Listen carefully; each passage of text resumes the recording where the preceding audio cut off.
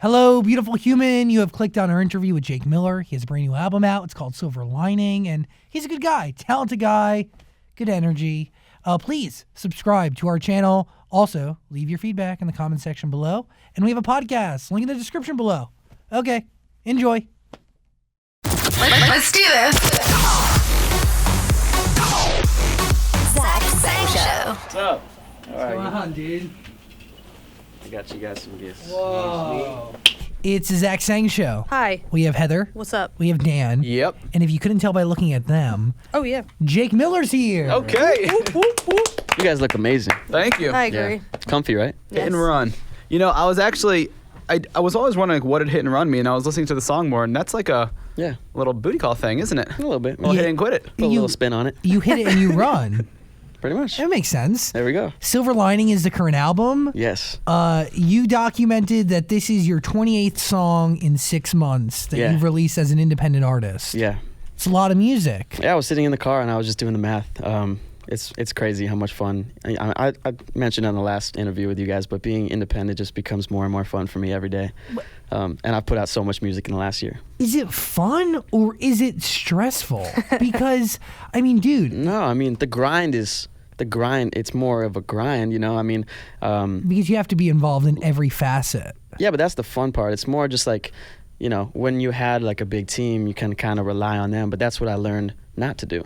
And so now I'm wearing a lot of hats, you know, now I'm designing the merch, now I'm really hands-on in, you know, the production and the recording, the mixing, everything. But that's what makes it so much fun. And so like, you know, I'm not at the point where I want to be yet, but the grind is like very fun for me. Like, relying on a team, you get so comfortable that you kind of get lost, right? Because then you just assume that somebody else is handling it. Yeah, you kind of just feel like another player amongst like a lot of people who are working with you or for you or whatever you want to call it. But right now, I just feel like, you know, I'm the captain now. What don't you do? Instead of what do you do, like what don't you do right now? In terms of the creative process, I do everything. I obviously have people who help me. So in terms of like all the pictures, all the single covers and the album Which are artwork, beautiful, by the way. my favorite thing I've ever seen. Yeah, they look But I didn't great. do those, you know. If I knew how to work Photoshop, maybe I would do those. But they were all my ideas. I took all those pictures of me and my friend Juliana in my kitchen, and I found this kid named Julius, 18 years old in Finland, and he's just like this wizard with Photoshop. And I don't know where he gets like the landscape pictures from, if he takes them, if he downloads them. I don't really know. I don't ask. I just send him the picture of me and a girl sitting on my floor in my kitchen and say, yo, put me behind the Hollywood sign looking out to the city. I sent him all my songs. I told him the idea that I want for all the songs. He listened to them. We caught a vibe together, and yeah. How do you find him? I just saw his Instagram, and I'm like, I need this kid to do my album cover. He did my album cover, and then I'm like, I need this kid to do a cover for all 14 songs. And I hit him up. I'm like, do you have time? Like, what's your deal? Like, I'll pay you whatever. He's like, I can't. Like, I'm in the middle of finals week. He also doesn't speak very good English, so we're on WhatsApp, FaceTime. Like, I can't really see him. I can't really understand him. I'm like, dude, whatever I got to do, like, tell me the price, like, whatever. Like, I just love your work. Let's make it happen. And so I don't know if he passed his midterms or his finals or not, but I was keeping him busy, man. Dude, he got it done. He got it done. And it was cool because like every morning at like 4 a.m., since it's a time difference, that's when I would get like in WhatsApp, like the message of each different cover. Cool. So I was excited to wake up every morning at like 4 a.m. to like a message from him for like a new cover. It was cool. So, like the merch, I mean, this is Yeah. all you too. You design it, but you also handle the logistics of getting it done. Yeah. You know, I collab with different companies. As I said, the bomber that I just gave you, that's Elwood. So I'm wearing Elwood right now. I Very just love the pretty. way it fits. So I went to them. I'm like, this is the design. Let's work together. You guys, you know, make it, and we'll do splits, whatever. And yeah, there's this girl named Crystal that I found who designed all the merch. Her story is crazy. She got in a car crash a few years ago, and so now she's in a wheelchair, Wow. and she designs all of the merch using her nose. What? That's cool. Yeah. How I does she mean, do- not that she's wait, in how a does she do wheelchair, No, it's but amazing. you know, Like yeah. it's amazing. She like whenever I see her texting, she's like holding her phone between her elbows and then like texting with her nose. How do you And do that with your nose? She's a wizard at it. Yeah, She's really good. That's crazy. How'd you find her? Did she come to you? I think she DM'd me, 2 years ago maybe, and she did the whole merch on the last tour. That's cool. What? And she does it all for free too. Like she's super cool. Like shout out to Crystal. I love you, Crystal. We love you, Crystal. Jeez. Yeah. Inspirational for sure. But that's something you wouldn't be able to do if you were signed to a major because they have their people. They just handle They have it. their art departments. And, and you kind of just got to be like, okay, well, since you guys have your art department, I guess I don't really have much of a say because you guys are the professionals, and I'll get the design mock-ups in my email, and hopefully I like them. If not, I'll probably get in a fight with you because you're gonna have to redo all of it. Yeah, but now it's just like I knew exactly, like, I want a red hoodie.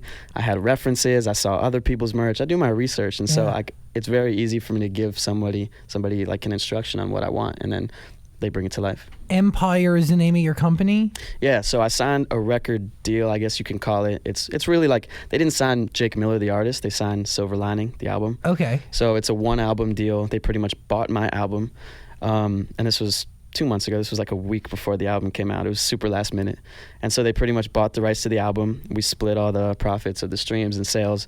And in return, they're pretty much funding everything, all the music videos, all the promo, stuff like cool. that. Yeah, and then when this album cycle is done, I'll be done with them. How did you find them? They reached out to me.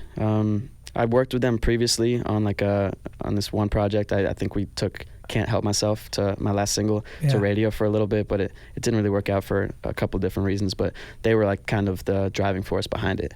But then I got rid of my label, I got rid of my manager, and they kind of were like, we still love you, we want to work with you, we want to try it again. And so this is like the first time that we're actually doing like a real actual deal with them. Does that take pressure off of you, knowing that, like, I mean, it's yours and like you're wearing so many hats, but financially being invested in something, I mean, you're always going to be financially invested in your career. For sure. But like putting out, like writing that check for a billboard or writing that check to handle a music video, like that's... Dude. No, it's definitely nice to have somebody else doing that, especially as an independent person, just because, money doesn't grow on trees. No.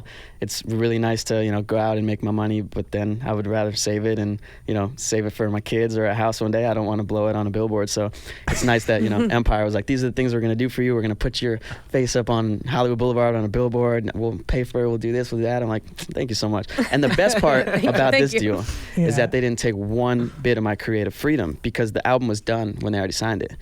They contacted me. I'm like, yeah, we could do a deal. This is my album. It's already done. done. Sent the whole album to them.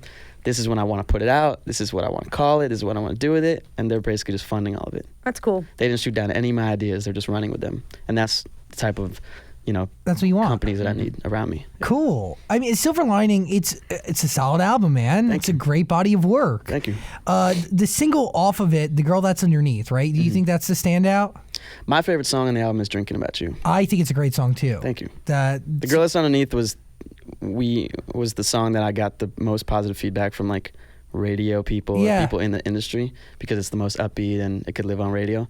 But and it's nowadays really it's vivid. It's very, I kind of wanted to make like a Bruno Mars type Maroon 5 song. But I think the record that like hits home the most with me and just connects with me and just feels like a song is Drinking About You. Dude, both are solid records. Thank you. Who is the Girl That's Underneath about? Just about any girl who doesn't want to open up and show their real self. And I've met a lot of people in these last few years living in LA, and they just, I'm an open book. Like, what you see is what you get. And I've met so many people who are just like, they think they're so cool, and even guys too, just like as friends, just like people who, they just, Sunglasses inside. Yeah, sunglasses inside, which I've worn sunglasses inside maybe once or twice, but I don't do it to look cool. I do it maybe because I'm hungover or something. The lights are bright. Yeah, but the song is really just about trying to get to know the real you, the real girl. Have you been in a relationship with somebody who thought they were better than you? I haven't really been in any relationship since, that past one that we talked about. But really? I've met a lot of people, and I've definitely met a lot of people that are just like that, who just think they're so cool, and they're always like, in the clubs and connections, LA, like, oh, I can't stand it.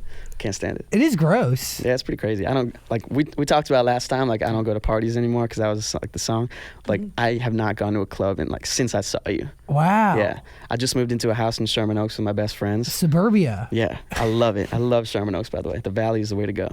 But two of us are musicians, and then the other two are in film and music videos, and so our house is just like a factory. That's cool. Like I'll make my song upstairs, and then I'll go downstairs to their room and be like, when can we shoot the video? What's the treatment? We'll book flights, go to Hawaii, come back, edit it. It's like our house is just like a factory right now. Is It's the really house cool. yours?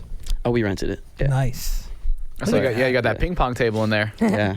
Gotta have some fun. Yeah, there were some like big things for the house that I wanted to buy, just so that I know that like I'll take them with me for the rest of That's what my you gotta next do. house, and then one day when I have kids, like I'll have that in my house. And The stuff. ping pong table is one of them? Well, it's the pool table, but you Oh, can put nice. a thing on top to make it a ping pong table. We only play ping pong though, like never pool. Yeah. Pool. Who does pool? Yeah. Ping pong I is- love pool. Ping pong is something that I've discovered I'm really good at. So if any of you guys want to come over and get your ass kicked, just let me know. We'll do. And then we'll take that off. We'll play I pool will. and I'll kick your ass. Okay, So there maybe you go. we'll. I will take you up on that offer. Let's do I it. feel like you think you'd beat him in ping pong. I'm pretty good. Let's do it. Let's not discuss it. We'll just have to do it one day. Are you guys in the valley? You guys live in the valley? No, No. we're on this side. Okay. We're West Side people. West Side. Yeah. It's just I love kind of- We can Valley. make the trip though. They'll make the trip. Wow. I love the valley. It's wow. so much fun. Kidding. I'll It's so like They give- open. It reminds me of like my hometown, like where I grew up. So You could park. It's nice. yeah, there's no traffic. right. I've been in Hollywood for 3 years, so being out there is super nice. What's the biggest difference between 2 a.m. in LA and Silver Lining? Silver Lining is more hopeful. 2 a.m. in LA, I was really in my feelings, and I was just writing about, how it is to be home alone and not going to parties and be single, and just I was kind of feeling bad for myself. Now I'm just like super happy. The whole point of the album is silver lining. There's a silver lining around anything. Every bad situation comes with a good situation. It sounds cliche, but if you look at the album cover, it's me standing on top of a mountain, and you see a bunch of people floating away holding balloons, and they're all symbolic for like my past manager, my past relationships, my label, just people or relationships or bad energy that I'm just letting go. And I'm standing at the top of the mountain by myself, signifying me being independent, and I'm peacefully letting all these bad energies and past relationships go, and looking at the silver lining, and But- I thought it was cool. But drinking about you is you thinking about all those people and it driving you to drink. Yeah. I mean, I wouldn't say like I'm an alcoholic or anything. No, no. I'm not drinking any more than normal, to be over- honest. It's just, Yeah. I thought it was a cool spin on thinking about you. I like obviously. it. It was originally thinking about you, and then I'm like, we need to make it drinking about you. Now that this body of work is out, do we still think about all those people? Yeah, of course. I mean, it's not like the label and the managers that I think about. It's just past relationships. It's normal.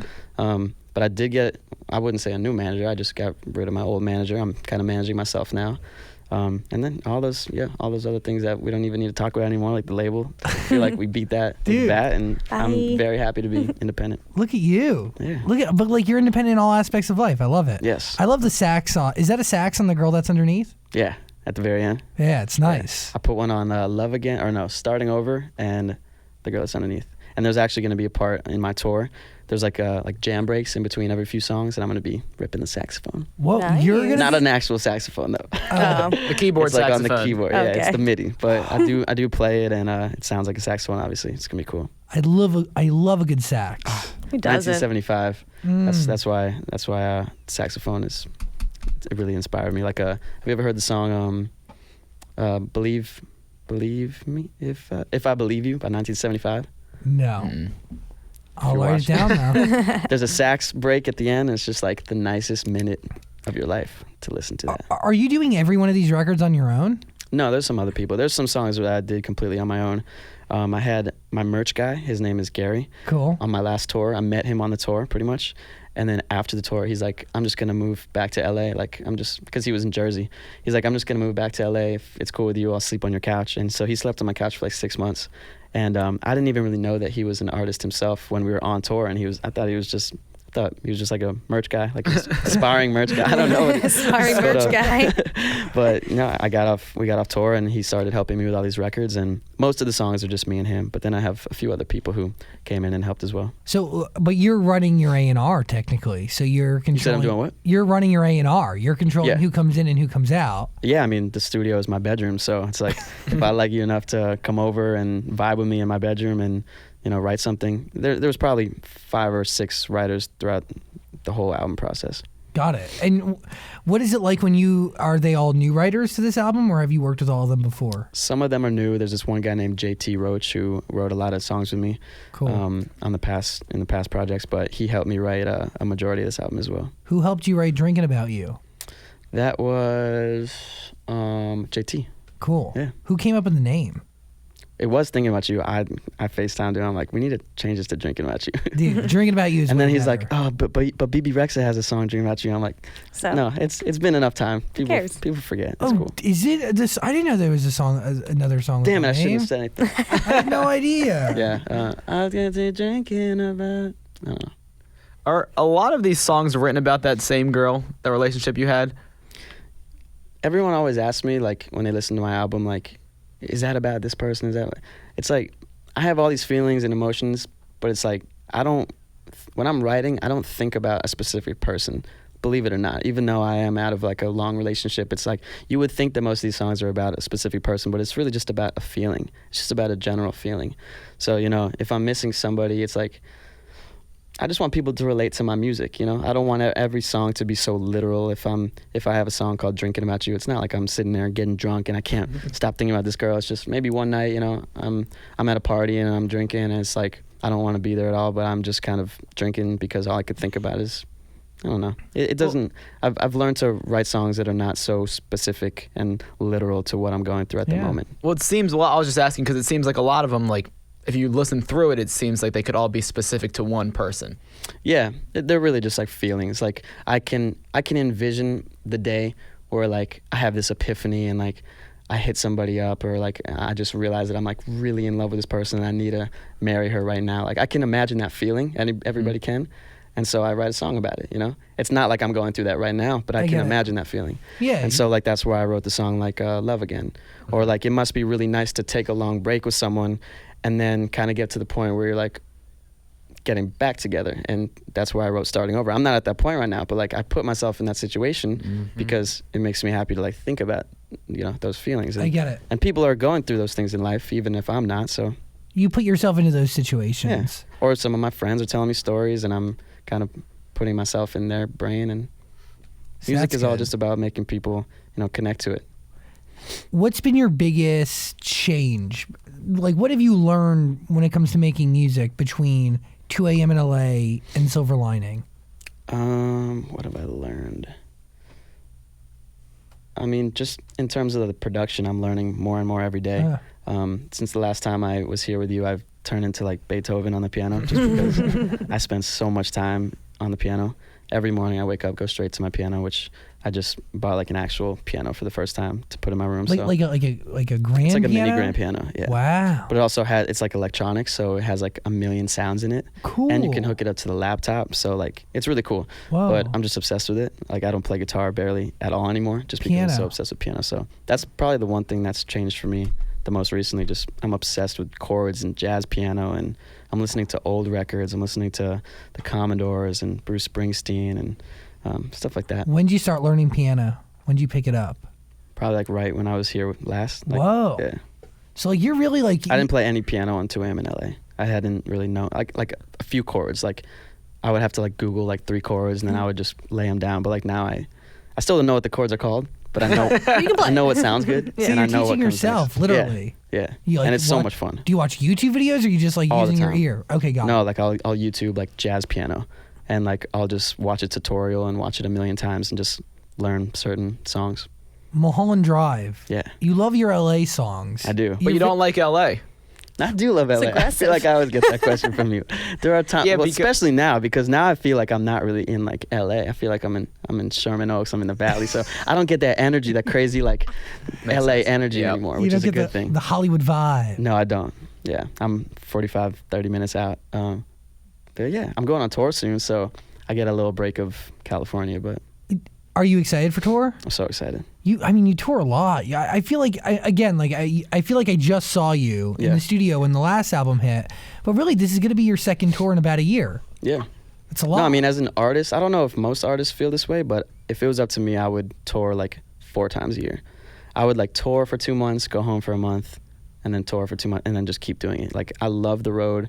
I love connecting with my fans. It might just be in my head, but like I feel like I'm at my best as a person and in my career and just in general when I'm on tour. And I think it's just because I'm in person with the fans. Yeah. And like there's nothing more important to an artist than that. You know, seeing them sing these words to a song that you just put out a month ago and seeing their tattoos of your lyrics and hearing their stories by the bus of how my music has helped them. Like, that's what drives me. Staying home in Sherman Oaks and just going to the gym and making music in my room, like, that's so much fun. But when I really have the personal experience with the fans, there's nothing better than that. Changes everything. I remember seeing your first show in New York City all these years ago. Yeah, I remember doing And, that interview. Dude, the reaction that the fans gave, I mean, the energy is... It's infectious, man. Yeah, thank you. It really hits you like a ton of bricks. It's cool. Yeah, my fans go hard. Do you see the fan base growing? That's an interesting question. I see it changing. Okay. I see the age definitely changing. Obviously, as an artist, I want my fan base to always grow. In terms of like numbers and stuff, I don't really see it spiking, to be honest. I just kind of see it, chilling. There'll be a time for that. I think when a song starts to pop off or a project starts to really pop off, maybe it might be this one. Maybe I need to give it some time. It just came out, but in the meantime, I'm still doing my thing. I don't really let it discourage me when I put out an album or a single and, something crazy doesn't happen overnight. Obviously, I wish it would. But, some people like Macklemore were grinding for 10 years before anything really popped off. And, this is the fun part. I feel like it can get discouraging at times, but it's like I have the best job in the world. A lot of my friends don't love their jobs and they went the normal route. And I'm making a good amount of money. I'm doing what I love. I'm touching people's lives. Like, I can't complain. Yeah, big or small, I you're can't making complain an at all. impact. Yeah. How do you measure success? I remember that question from last time. I'm going to say the same answer. It's just as long as I'm happy and as long as I'm creating a positive impact on my fans and, if I'm making songs that really help people, I think that's success. I made a song on this last album called Be Alright, and I think it's helping a lot of people. I get a lot of positive messages about that song. But you've been doing that for a while. What was Yeah. the one of the first records you released? Like Ever? Yeah, not We're talking about A Million Lives. Yeah. Oh my God, great Yeah. song. Yeah, that's the song that kind of really started everything for me. Yeah. That was a song basically modeling. I took all like the fan mail and fan stories that I was getting at the time, and I turned each verse into like a story that a fan had told me about how my music had helped them, and that just exploded. And all my fans still to this day love hearing it, and I still play it at the shows. You have to play it at the show. Yeah, I have to. It's hard because I'm in the process right now of making the set list for this new tour. And as an artist, I want to play all my new songs, but I can understand as a concert goer that like when you go to see someone like John Mayer, if he's playing all the stuff on his new record and not all of his old stuff, like Stop This Train and, Dreaming with a Broken Heart, I get a little pissed. So it's like I have to balance what I want to play and what the fans want to hear. It's a healthy mixture. Yeah, But you it's got to also make the fans happy. It's a good problem to have all those records under your belt. Yeah, it is. Do you see yourself making music forever until a song pops or hits Yeah. mainstream? There's like for sure no plan. There's nothing in my head that's like I'm gonna keep doing this. I'm gonna put out 2 more albums. I'm gonna and then if it doesn't, like, there's no if it doesn't work for me. It's gonna work. I promise you. Like, it has to. And just because I know I'm a good person and my dad has taught me that good things happen to good people, good things are happening to me all the time. Like, I feel like super, super blessed. Yeah. But like, I know that if I keep working and I stay positive, like, I know I'm gonna be like at arena level soon or amphitheater soon, or like it's bound to happen just because I'm only getting better. And ups and downs, that's what life is about, But that's it. And you also started really young, and you're not near old at all, No, not at all. How 25? 25, yeah. Like, you know what I mean? Started this like 5-6 years ago. I plan to do this till at least 50. Nice. Do you think though the old stuff now that's like the old Jake Miller, rapping Jake Miller, has hurt you at all today because people see you as that still in a way? I think the only way that it's hurt me is that a lot of my fans that I gained early on still miss that Jake Miller. Mm-hmm. But as an artist, I'm always changing. No artist wants to sound the same way that they did 5 years ago when they first starting out. Yeah, the label did originally tell me to stop rapping, and I thought that was super whack of them, and I thought I was selling out, and it really made me upset for a while. But after experimenting with singing and not rapping, that's what I love. And obviously you could tell because I'm independent, nobody's telling me what to do, and I'm still singing, not rapping. If I was passionate about yodeling, I'm gonna yodel on the next record. Like, whatever I feel like, that's what I'm. But I do see, like, especially on YouTube, because that was like my first social media platform. I didn't, I was like the last one on Instagram and Snapchat. I was uploading all these videos to YouTube. So like my core fan base is like the people who comment on my YouTube, and so many people are like, I miss the whole Jake Miller, like rap, and it's really hard just because of course I want to, gain those fans back if I lost them. But at the same time, it's like, listen, I'm just a human making music that I want to make. Like, I can't make everyone happy. You don't want to get stuck in that like corny college rap thing your whole life. That's exactly why I stopped. Like, I think rap is cool if you're doing it right. I think when I rap, I sound corny. My fans might disagree with me. They might be biased because that's how they've discovered me, and so they don't want to hear me any other way. But I think when I rap, I sound corny. I don't like it, so I don't do it as much. Did you Fair enough. experiment with it at all? On this album? Yeah, I mean, I rapped like one verse on this song called Permanent. The diehard fans loved it, and I didn't know how I felt about it. And then when I got a positive reaction from them, I'm like, all right, cool. I'm glad I did it. But it was really just for the fans. When I rap, it's for the fans. It's not for me. what fulfills you? Musically, Yeah. just singing. I mean, it's not about rapping or singing. What really fulfills me is the lyrics. I mean, as a John Mayer fan, like, he taught me how important lyrics are. Like, I can listen to a John Mayer song and cry, like, in the car by myself, and feel so good about it. I want people to do that to my songs. I want them to just really feel something and like cry, like in a good way. Just cry. Just want you to cry. When you cry listening to a song, it's a good song. Yeah. No, Agreed. I agree. Getting any emotion out of somebody is a big Absolutely. deal. What song could we listen to learn the most about you? Be Alright, probably. Got it. Yeah, and the Headlights interlude that comes right before that too. Is that your dad's voicemail? Yeah. Why'd you want to put that on there? Honestly, I thought that was like the coolest voicemail. Like, he's always like that. He's always like just texting and calling me and my sister, and always just like, he's always been the kind of like really inspirational person. And I don't know if he Googles these quotes or what, or if he comes up with them, or if he's just a genius. But he left me this voicemail when I was on stage. I don't exactly remember what I was going through. It was something with my old manager, and he left me that voicemail, and I was just like so like thrown back by it, like so emotional. I called him immediately. I'm like, is it okay if I like turn that into a song or something? He's like, what do you mean? Like he didn't understand and I didn't really even know, but like I needed the world to hear like what my dad just told me, because it helped me so much. And he pretty much just said that the song is called Headlights. I almost even named the album Headlights. And it's all about just like, imagine yourself driving from one side of the country to the other, and you can't see what's in front of you. Sometimes it's pitch black, but you have headlights, and it only shines 50 feet in front of you, and you can't see anything else but that 50 feet in front of you, but you concentrate on that 50 feet, and you get through it, and then you concentrate on the next 50 feet, and at some point you end up at the other side of the country, even though you couldn't see the destination at the beginning. And so it pretty much just taught me, like, take it one day at a time. Yeah. You don't need to see the final goal, things, you don't need to know that everything is going to work out. You just need to trust that, if you believe in yourself and take it one day at a time, one foot after the other, like, you'll get there. And I needed everybody to hear that voicemail. And it goes perfectly into Be Alright, because that's the whole point of the song, is everything will be all right. You just gotta, just believe in yourself and surround yourself. I have a lyric in Be Alright that says, I got a couple friends in my family. That's all I need. That's cool. That's Nice. all I got. Mm-hmm. I got my You are faith really- and my fans, my friends, and my family. Dude, you're close with your family. Yeah. You and your sister, like, Yeah, she was just visiting. best Yeah. friends. She goes to Michigan, and Michigan just happened to be playing at Staples Center Oh, cool. when she was here, so Yeah. I took her. What, Oh, that's what, nice. what timing? Yeah, crazy. By the way, the most important part of that is like having the ability to believe in yourself, which, Yeah. not everybody can necessarily do right off the bat. Yeah, no, I mean, you just have to have a few people in your life, really good friends. Some people aren't blessed enough to have a supportive family like I am, or supportive friends, but as long as you got like one person in your life who's just always like driving you and lighting your fire and just believing in you, because sometimes when you're completely by yourself, like, which I've never been the only person who's believed in me, I could imagine how that would get really discouraging.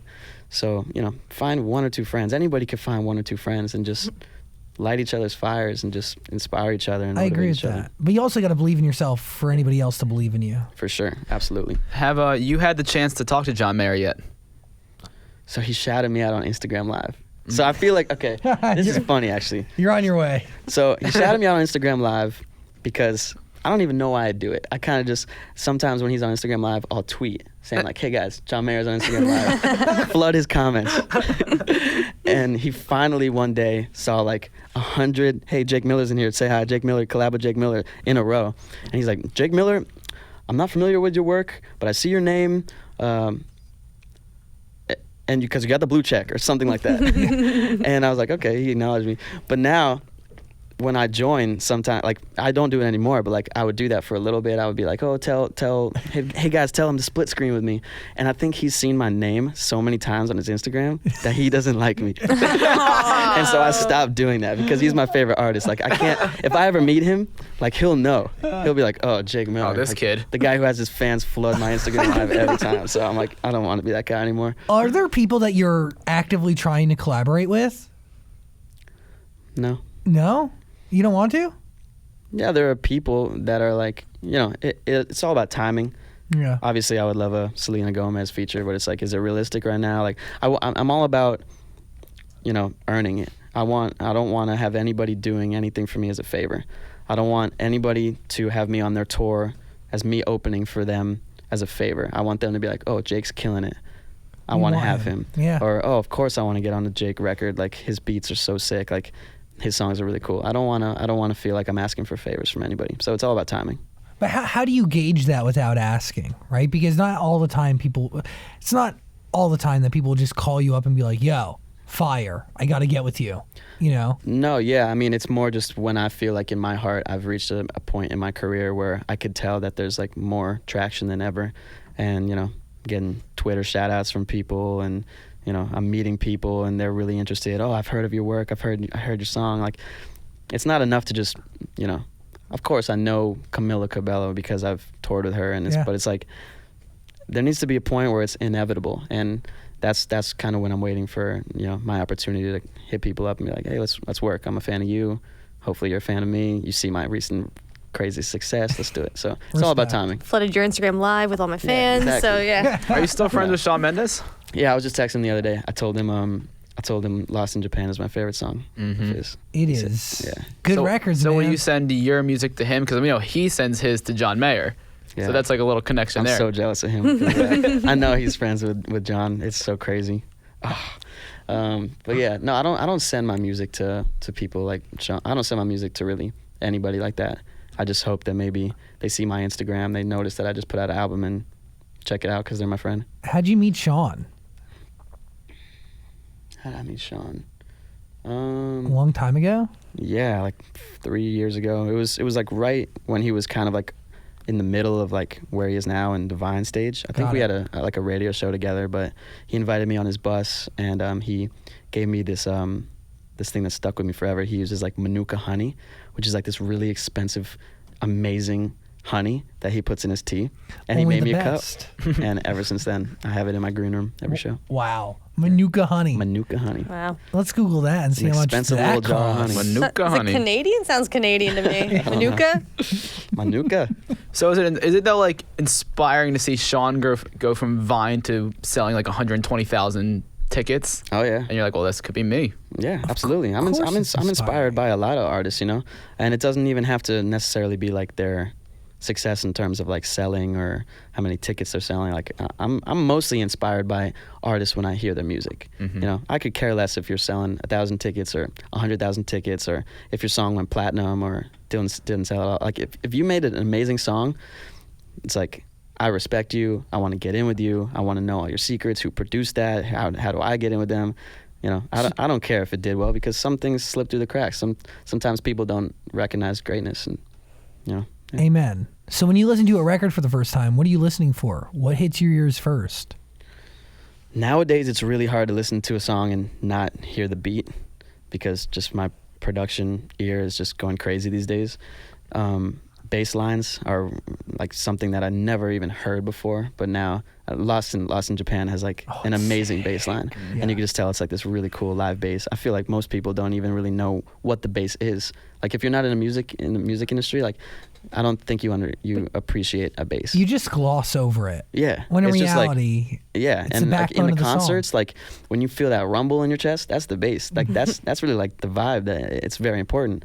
But Bruno Mars, Justin Timberlake, that Lost in Japan song, they all have really cool bass lines. So I listen for that a lot. The most important thing for me, that's always been the most important and will always be, is the lyrics. I didn't know you were a bag boy at Publix. Yeah, it was my first job. Nice. Cool. Yeah, right when I turned 13 or maybe 14, that was when they allowed you to work, and I was obsessed with making my own money from very young. So before I even got into music, I had 4 jobs. You hustled. nice. Yeah. I was a bag boy too at 14. Yeah. It was the third job I had because I worked illegally up before then. nice. What What were you selling? Well, I had no drugs, but I had a party DJ company, and then I was working for $10 a day at the deli. They were totally scamming me. $10 a day? Yeah, it was terrible. Ooh, Dude, I did everything, and I was there for like 8 hours. Oh my that's gosh. crazy. That That's just is enough against to like the Uber law. home from the job. Yeah, right. Uber home. I was riding my bike. I'm saying nowadays, if you Yeah. got paid $10 a day, that's just enough to get yourself home. Depends on where you work. That's crazy. And then I have to walk back, only one-way Uber. It's a mess. Yeah. What are you thinking? I just want to know how the next album is coming because we know you're already working on it. Are you? I've started on some beats for sure. I already contacted the guy who's making my next album cover. Crazy. So it's a different guy. It's a different guy. Not the Finland guy. I think he's somewhere. He's definitely not in America, but his stuff is insane as well. And so, I just line my ducks up, and then when it's right, I say, okay, it's time. Let's So go. do you just create a ton of beats and then figure out lyrics and story to those beats? No, most of the time I'll make a beat and then I'll write a song to it, and I'll know right away whether I want to finish it, if it's worth finishing, or if I want to kind of just trash it, and then I'll Okay. move on to the next one. It's not like, normally I don't make like 10 beats and then sit there and write 10 songs to them. Got it. Does the beat lead the way, or The does? beat leads the way, for sure. Okay, got it. Most of the time. 99% of the time. Cool. Yeah. Silver Lining. That is the name of Jake Miller's brand new album. Stream it, listen to it, enjoy it. Please. Do you think there's going to be a single off the album? I love Drinking About You. We're coming out with a music video very soon. We just went to Hawaii to shoot it. Nice. It's my favorite video ever. It might be one of my favorite songs I've ever put out. By the way, you tweeted something like in 2014 or 2015. I just want to take all my friends to Hawaii. Yeah. And then you literally took all your I friends did to it. Hawaii. Thanks, Empire. It's nice. Yeah, they gave us a budget for a music video, and I said, we're going to Hawaii. Nice. Yeah. That's the way to do it. You look good next to that donkey Thank you so much. with no shirt on. Yeah, thank you. A very small bathing suit. It's actually my only bathing suit. My fans always give me crap because, like, for the last 3 years, I've only had one baby blue bathing suit, and it's in every, like, pool or beach picture. We'll get you I another need to bathing get a suit. new bathing suit, yeah. We'll send you a Speedo. Please do. You're welcome. Yeah. Silver Lining, that is the album. Any final thoughts from anybody? No, I think we covered a lot. You look great. You're the best looking one here today. Thank you. I wonder why you're saying that. It's not the hoodie. Definitely not the hoodie. Wow. What chemistry. Jake Miller, everybody. Yes. Thank you. I really hope you enjoyed that conversation. If you did, please subscribe and also check out our podcast. There's a link in the description, and also comment and like and do things. Other interviews are on the screen somewhere. So click them. Thanks for watching.